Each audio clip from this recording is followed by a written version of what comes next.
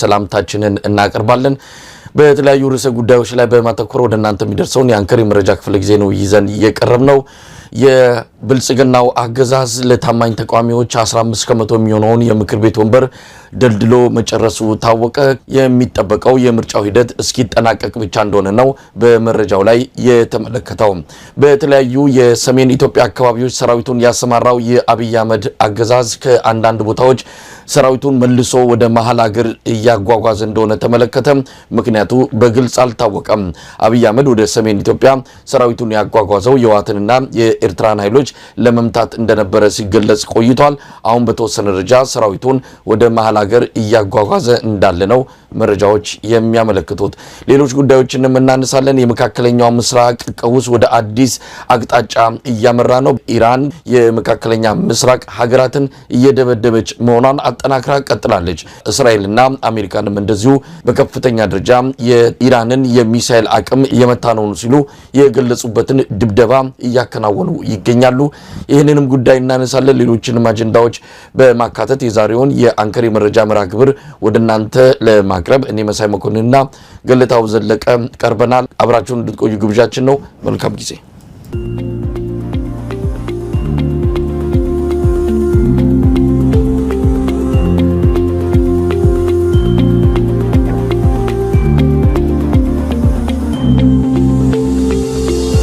ጭቁን ገበሬዎች ሚያዝያ 4 1969 ዓመተ ምህረት የተደረገውን የእናት ሀገር ጥሪን በመቀበል ከየብሔረሰቡ በገበሬ ማህበር አማካኝነት ተመርጠን በግንባር ቀደምትነት ለተደረገው ጥሪ እንድንዘምት ተነሳስተን የመጣን ሲሆን እርስዎም በዛሬ ቀን ሊቀበሉ ከመካከላችን መገኘቶ በጣም አስደስቶናል።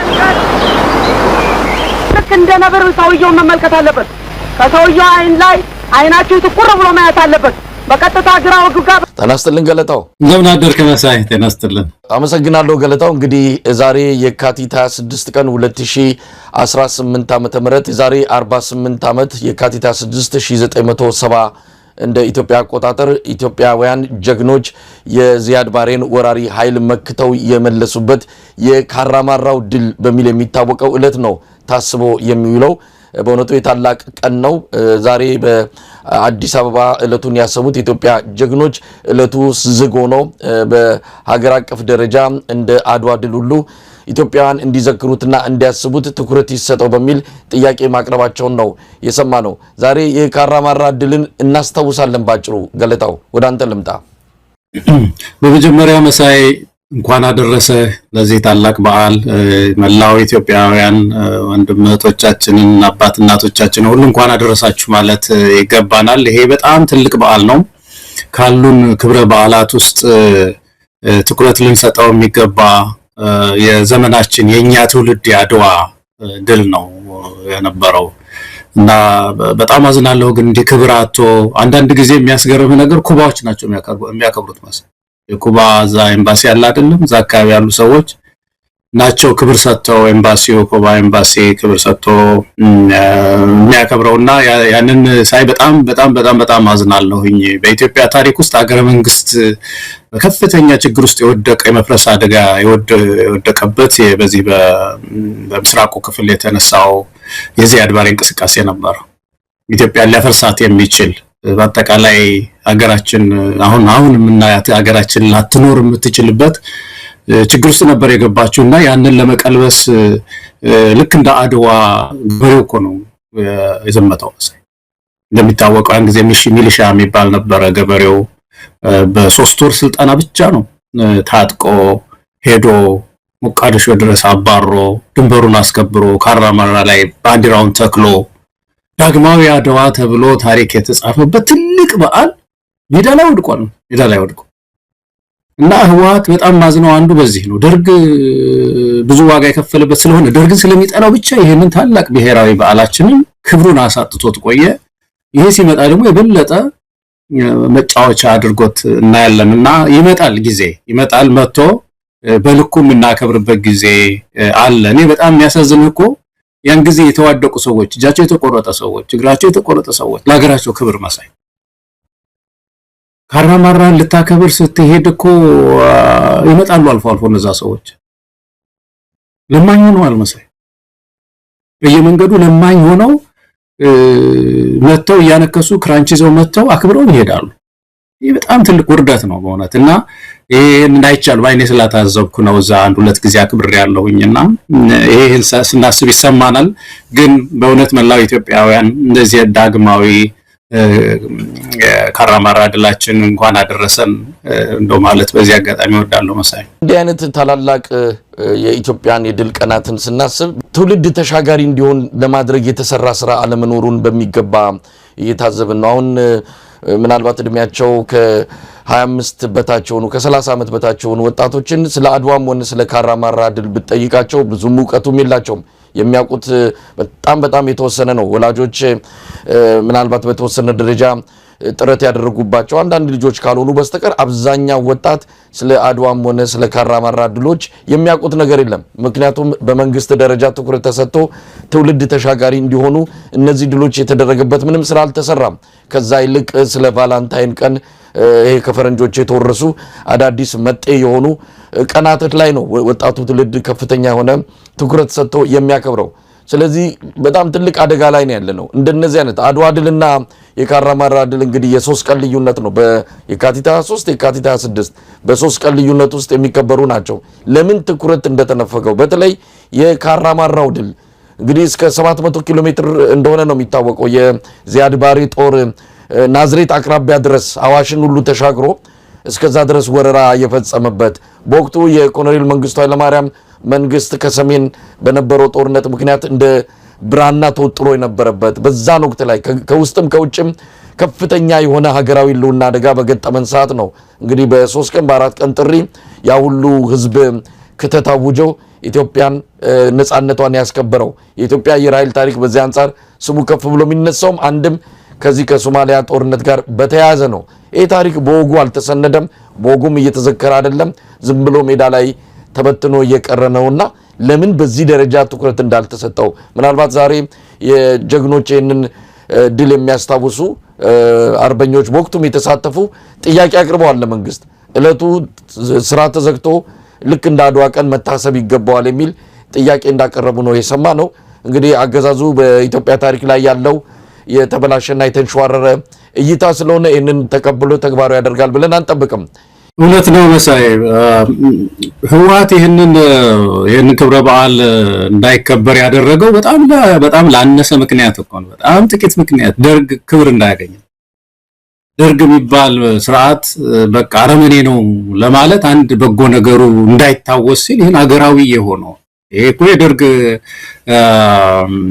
በዓል እኮ አይደለም። ኢትዮጵያውያን በሙሉ እኮ ተባብረው የትግራይ ልጆች፣ የአማራ ልጆች፣ የኦሮሞ ልጆች ልክ እንደ አድዋ ሄደው እኮ ሀገራቸውን ያስጠበቁበት ትልቅ ድል ነበር እና ለዛች ቀጭን ምክንያት ክብር እንዲያጣ እናደረገው እና ቢያንስ ጊዜ ሲመጣ እንግዲህ እንደገና ማንሰራራቱ አይቀርም። ግን የዚህ የካራማራው ድላችን ብዙ አንዳንድ ጊዜ ከዚህ ከምስራቁ የሀገራችን ክፍል ማትረፍ ጋር ብቻ ኢትዮጵያን ብቻ ከማትረፍ ጋር ያያይዙታል አንዳንድ ሰዎች። አይደለም፣ ምስራቅ አፍሪካን ነበር ያተረፈችው ኢትዮጵያ።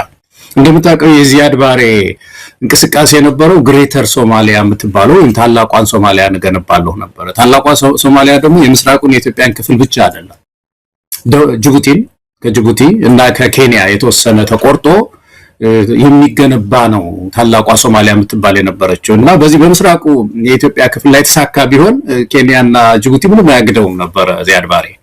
ስለዚህ ኢትዮጵያ መክታ ይሄንን ድንበሯን ማስጠበቅ ስትችል ጅቡቲንም ነው ያተረፈችው፣ ኬንያንም ነው ያተረፈችው፣ ጽንፈኝነትን ነው ነው የመታችው እና ታላቅ ድል ነው። ምስራቅ አፍሪካ ላይ በእውነት ሊከበር የሚገባው እነዚህ ሀገሮች ሁሉ ሊያከብሩት የሚገባው ነው።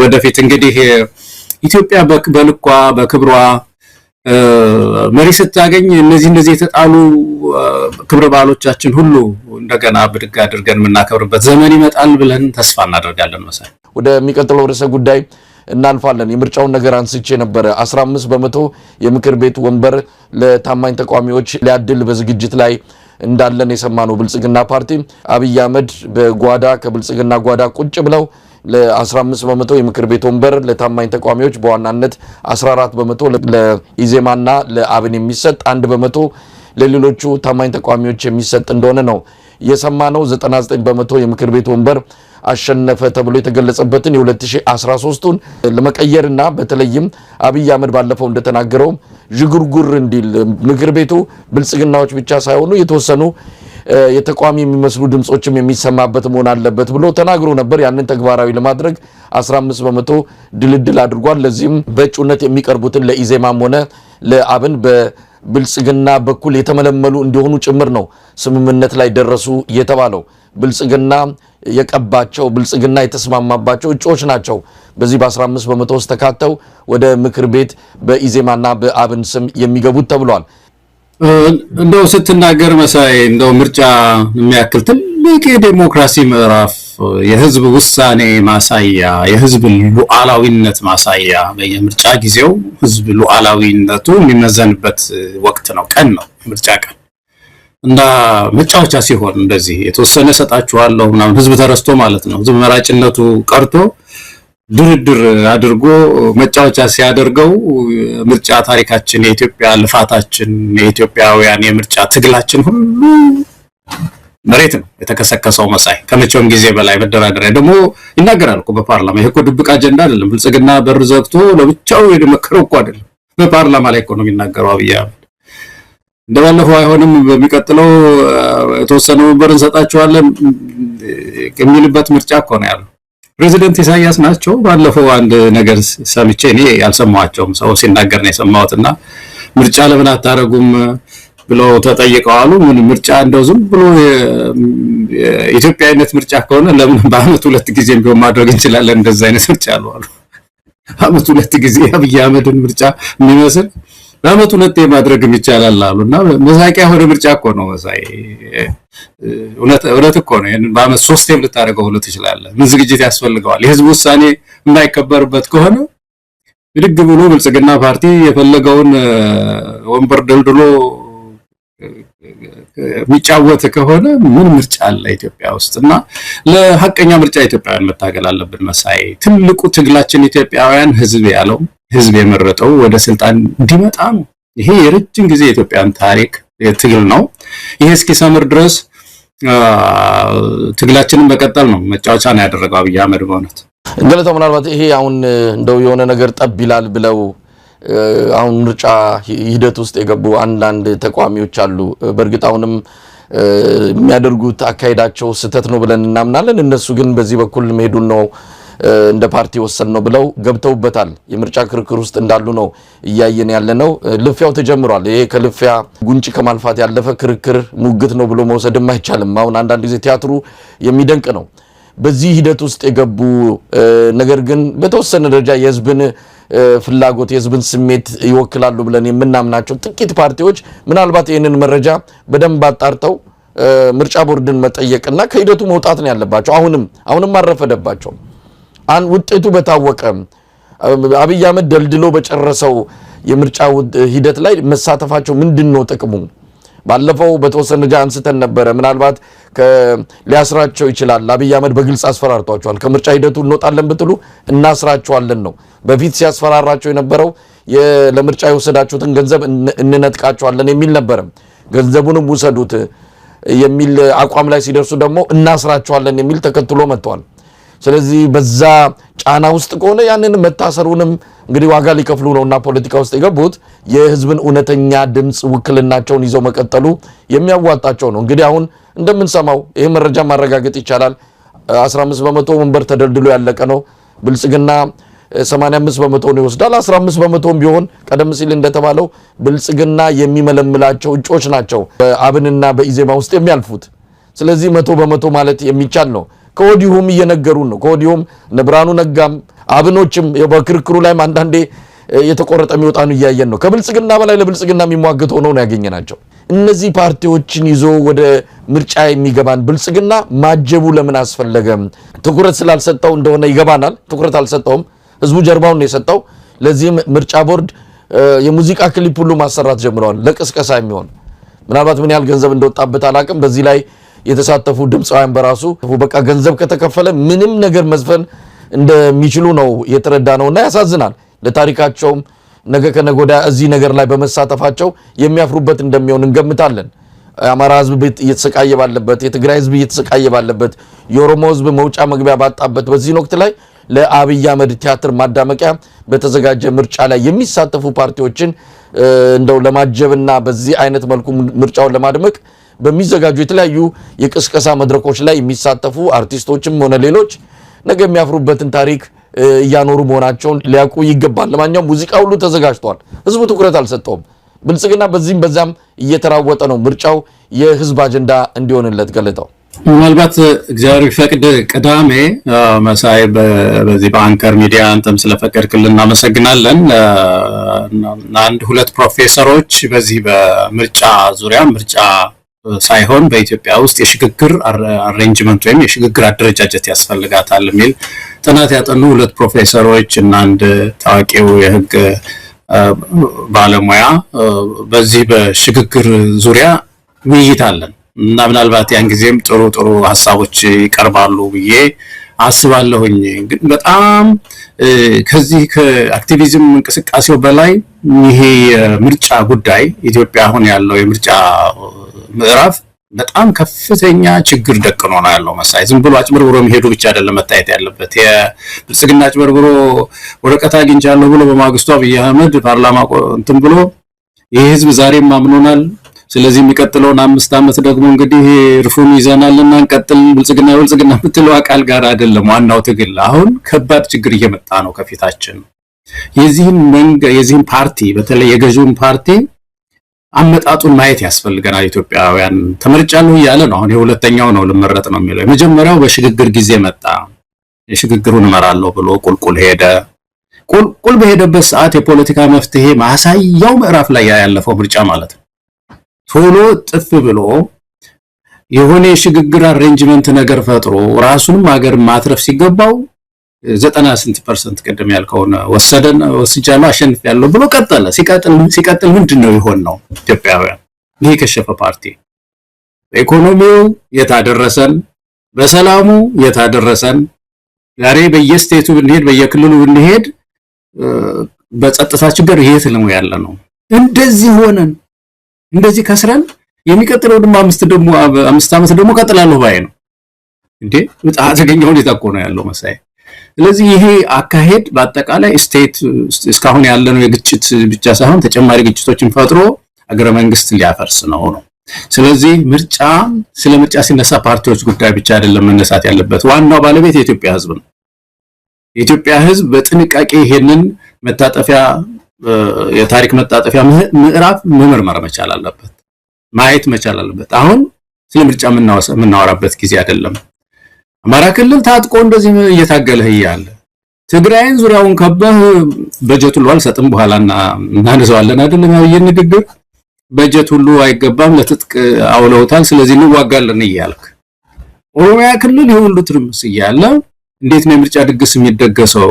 ስለምንድነው የሽግግር ጊዜ የማይታሰበው የሚል ትግል ከምሁራኑም ከተማሪውም ከሁሉም መሰማት አለበት እና ይሄ ምርጫ የሚባል እንቅስቃሴ በዚህ ሰዓት አገርን የሚያፈርስ እንቅስቃሴ ነውና በትልቁ መታየት ያለበት ህዝባዊ ንቅናቄም ሊነሳበት የሚገባ የትግል ምዕራፍ፣ የህዝባዊ ቢተኝነት የትግል ምዕራፍ ሊሆን የሚገባው ነው ብዬ ነው የማምነው መሳይ። ምናልባት አብይ አህመድ ባለፈው ምርጫ እነ ፕሮፌሰር ብርሃኑ ነጋ ፓርላማ የማይገቡበት ሁኔታ መፈጠሩን እንደተረዳ አንዳንድ ያልጠበቀው ነገር ነው። በወቅቱ የነበረው ሁኔታ ምርጫ የሚባልም ነገር አይመስልም። የፈለጋቸውና ፓርላማ ገብቶ ማየት ይመኛቸው የነበሩ ሰዎች በምርጫው መውደቃቸውን ሲያረጋግጥ ለብርቱካን ሚደቅሳ ደውሎ ቢያንስ ብርሃኑ ነጋ ፓርላማ እንዲገባ እሱ የተወዳደረበትን ውጤት በሆነ መንገድ ይሰረዝና እንዲገባ አድርጊው የሚል ጫና ፈጥሮባት እንደነበረ ይህንንም ባለፈው አቶ አንዳርጋቸው በግልጽ አብይ አህመድ እንደነገረው ገልጾ በይፋ በአደባባይ ተናገረው ነገር ነው። ብርቱካን በአብይ አህመድ ጥያቄ እንዳልተስማማችና ያው ብርሃኑ ነጋ ፓርላማ የመግባቱ እድል እንደተጨናገፈ ነው። ስለዚህ እንዲህ አይነት ጠቅላይ ሚኒስትር ነው አስተሳሰቡ በሙሉ እንዲህ አይነት በጣም ኋላ ቀር ምርጫን በዚህ ደረጃ የሚቀልድበት እንደሆነ ባለፈው በምክር ቤት እንደው ትንሽ ጉርጉር ቢል እንዴት ይባላል? ምርጫ ሂደት ላይ አለ እሱ ያሸንፍ ሌላው ያሸንፍ በማይታወቅበት ሁኔታ እዚህ ላይ እንደው የተወሰነ ጣል የሚለው አመለካከቱ በራሱ ምን ያህል ሰውየው በድንቁርና ውስጥ ያለ መሆኑን በደንብ የሚታይበት አገላለጹ ነው። እንግዲህ በትግርኛ ቋንቋ ለትግራይ ህዝብና ለኤርትራ ኢላማ አድርጎ የሰጠው ቃለ መጠይቅ ብዙ ነገሮችን ያነሳበት ነው። ሰራዊቱን አስጠግቷል። ሁለቱንም ኃይሎች እመታለሁ ብሎ ጽምዶ በሚል የተቀናጁ እኔን ከስልጣን ለማፈናቀል ያለመ እንቅስቃሴ ጀምረዋል ብሎ ያንን ለማጥፋት ከመላ ሀገሪቱ ሰራዊቱን ወደ ኤርትራ እና ትግራይ ድንበር አካባቢ አጓጉዞ ነበረ። አሁን እንደምሰማው ከትላንትናና ዛሬ ጀምሮ ከአንዳንድ ቦታዎች ላይ ሰራዊቱን ወደ መሃል ሀገር እየመለሰ ነው። ይሄ ሰራዊት ተንከራተተ፣ ወዲያም ይወስደዋል። ምናልባት ጦርነቱን ለማካሄድ ፈልጎ ነበረ። አሁን አዳዲስ ክስተቶች መተውበት ይሆን ወይም ደግሞ መጀመሪያውኑ እንደዚሁ ጦርነት እያለ እያስፈራራ ለመቆየት ይሆን የሚታወቅ ነገር የለም። አሁንም ያበቃለት ነው። ጦርነቱን አያደርግም ብለንም ለመደምደም አይደለም። ሂደቶችን እየተናገርን ነው። የሚያደርጋቸውን እንቅስቃሴዎች በቃለ ምልልሱ ላይም የሆነ ፍንጭ ሰጥቷል። በተወሰነ ደረጃ የፈራው ነገር እንዳለ ይታይበታል። በተለይ እዛ አካባቢ እየመጣ ያለው ህብረት፣ አንድነት። ለማንኛውም ቃለ መጠይቁን እንዴት አየኸው?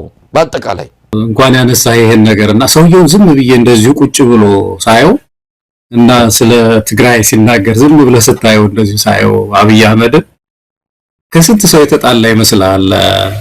ጓደኞቹ ከነበሩ ሁሉ ጋር ተጣልቶ ነው። ሁሉም ጥፋተኞች ናቸው፣ እኔ ነኝ ትክክል እያለ ያለው።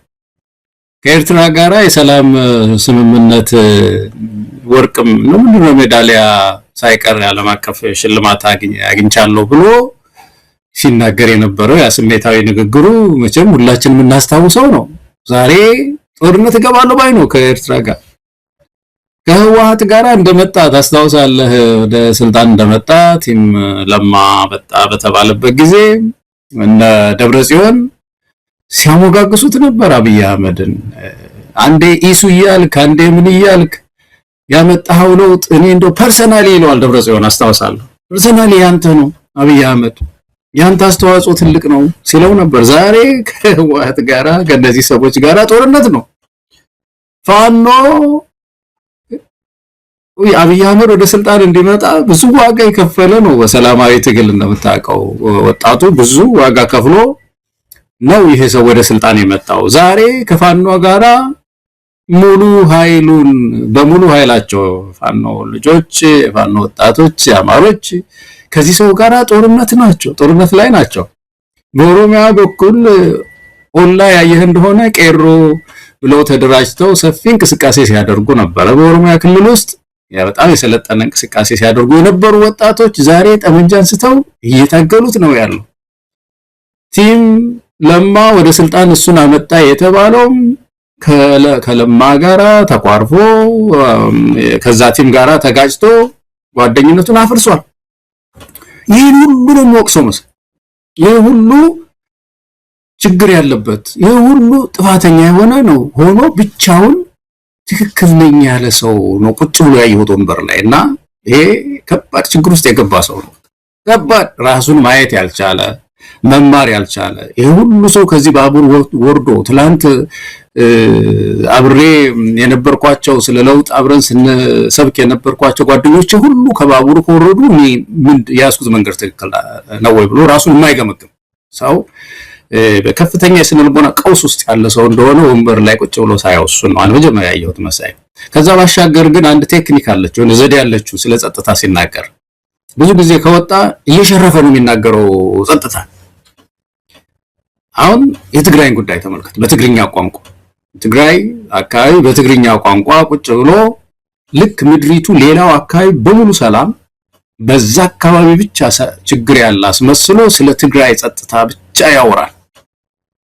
እየሸረፈ ሲናገር ታያዋለህ። ሆሊስቲክ የሆነ አጠቃላይ የምድሪቱ ያለባትን ህመም ችግር አያነሳም። የቤንሻንጉልን አያነሳም። ቤንሻንጉል ውስጥ ምንድነው ያለው ችግር? አሁን ብዙ ጊዜ እያነሳን የምንለው ከፍተኛ ነውጥ ውስጥ አይደለችም። ጋምቤላ አይነሳም። ጋምቤላ የሀገራችን ክፍል አይደለም። ጋምቤላ ውስጥ አንዳንድ ጊዜ ዋና ከተማዋ ትንሽ ቀረች ይባላል፣ ሌላ ጊዜ ደግሞ እሷም ውስጥ ገብተዋል ይባላል። ትርምስ ላይ ነው ያለው ጋምቤላ። አማራ ክልል ይሄ ሁሉ እንቅስቃሴ ያለበት አይነሳም። ኦሮሚያ ክልል አይነሳም።